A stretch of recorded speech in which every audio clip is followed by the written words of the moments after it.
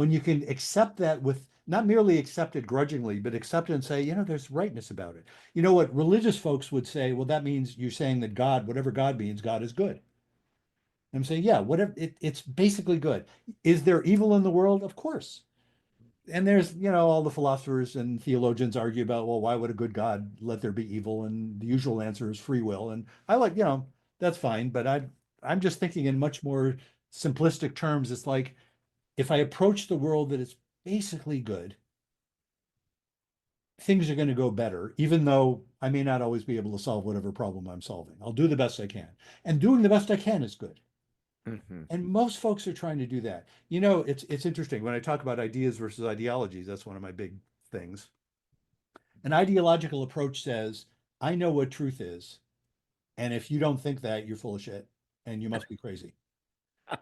Right. And it's interesting. You had a guest on who was saying that half the people know the truth and the other half the people are idiots.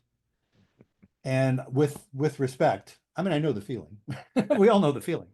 But with respect, that attitude is part of the problem, not part of the solution. It can't be true that half the people are crazy. It simply can't be true.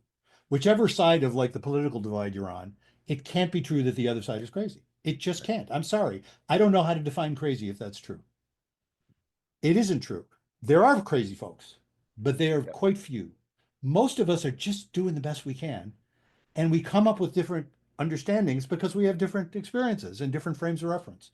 And I'm by the way, I'm not saying, I'm not trying to be a moral relativist. I'm not saying, oh, there's no such thing as right and wrong. No, I think there are things that I uphold. There are principles that I would uphold. There are things I would intervene with violently if necessary, to prevent certain kinds of harm happening.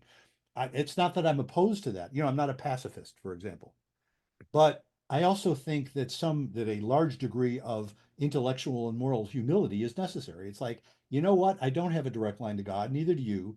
We're both doing the best we can. And if you disagree with me, you probably got good reason, and maybe I'll learn something from you. Maybe you'll learn something from me. That's a very different kind of attitude.